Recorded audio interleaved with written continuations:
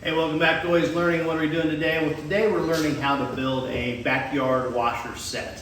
And I'm going to show you how to do it. Washer's always been near and dear to my heart because my nephew passed away some years back. He always enjoyed playing washers, so they actually made a memorial tournament out in Garden Plain, Kansas in his honor. They play it every year in September. But it's pretty easy to build. It's a 2x2 1/4-inch piece of plywood. That's the first part. And then you're going to take 2x4s and rip them down from the top. This is a full 2x4 all the way down. So if you split them and you do it carefully, you can actually use one 2-foot piece of 2x4 to make a base. You're going to make 2 of these for a complete set. The center hole is 2 1/4 inches. I used a hole saw to do it. Makes it simple work rather than using like a jigsaw. And this is actually, in case you need a reference, visual reference, it's the size of a Coors Light can or a Diet Coke can lid. Then you're going to get 2-inch washers so they barely fit in there, and you can get these at any hardware store for the most part or ag store that you got. But that's really it. I'm going to show you how to build it. First thing you're going to want to do is get a 1/4-inch piece of plywood and then rip it down.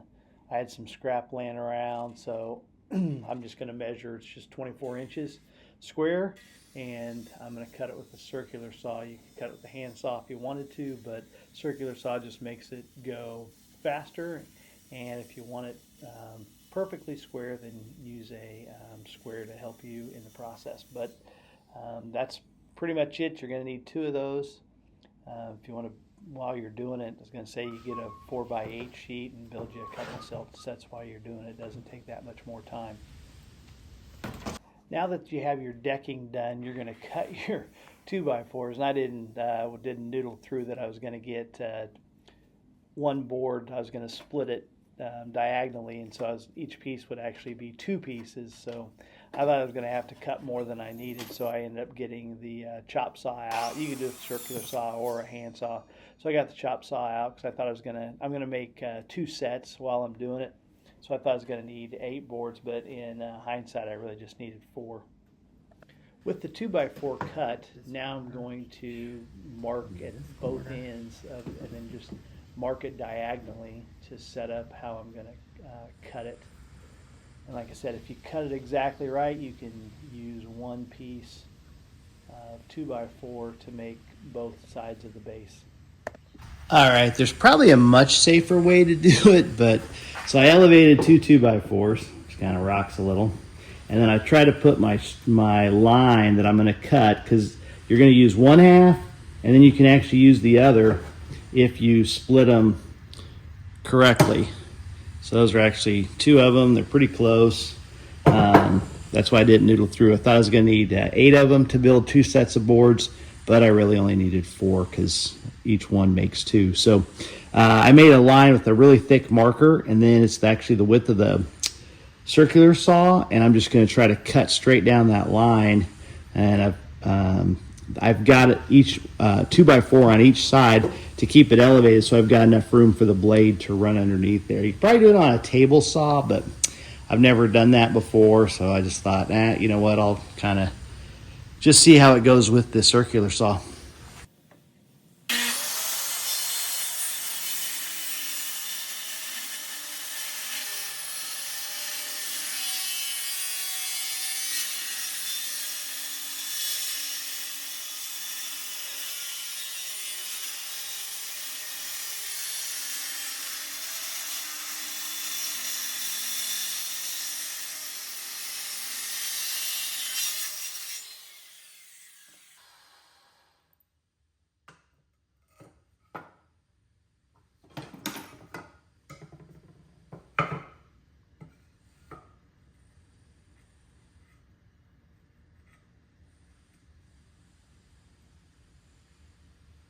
All right, so now to find your center of your board, you simply measure across at the diagonal.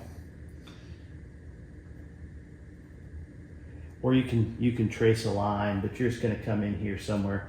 It's like around 17, so you make an X, Come across from your other corner. Corner to corner. Come across. Right there is where we're going to drill the hole. To put the legs on, like I said, I'm just going to use this nailer, but you're just going to set them out. And you could if you don't have a nailer, then you probably want to kind of pre-drill your holes. Probably just going to put one here, one here, one here, one here. So like 4 on each side, but you just get the edge lined up with the front and the back. And if it looks like it's going to be a little long here, then just match up the back. And this is a lot easier to thin the. So here's this little nailer. It's going to shoot about 1.5 inches. You can get different sizes, but with you can get a pancake air compressor for $100, and you can get one of these for $89, and they make life so much.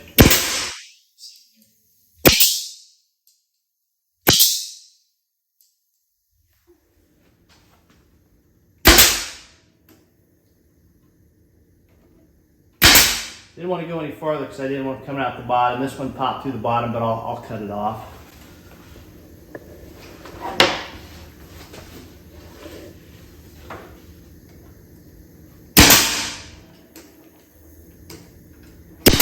I learned this trick the other day. You always want to, when you've got a board that's running this way, you always want to shoot your nails this way, because the nails, if they're going to flare, they're going to flare to the sides. So that way, if they do flare the sides, they're still going in wood.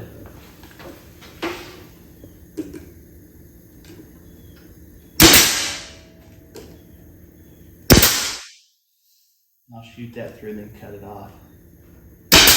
I could go with a smaller nail too. That's done.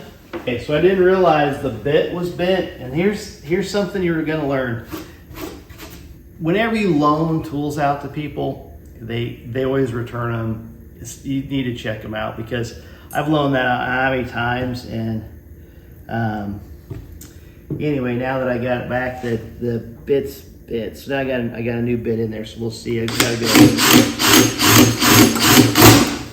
Okay.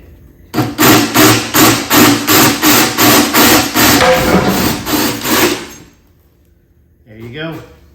It's pretty simple. These hole saws are amazing. People don't ever want to buy them and buy them in a kit, but God, there's so many uses for them that you can use, and they're an amazing tool. But anyway, like I said, you loan them out to people, you're gonna get them back. Your stuff's gonna get janky, but that's just part of how it goes.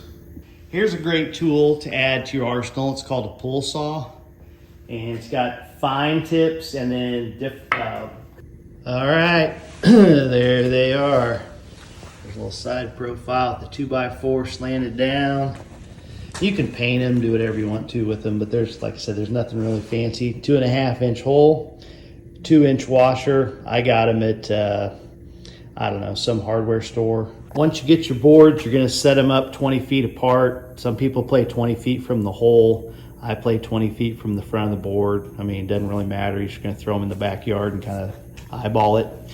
But 3 points when it goes in the hole, 2 if part of it overlaps the hole, and then 1 if it is on the board, and then your opponents cancel your score out. So if you get 5, they get 4.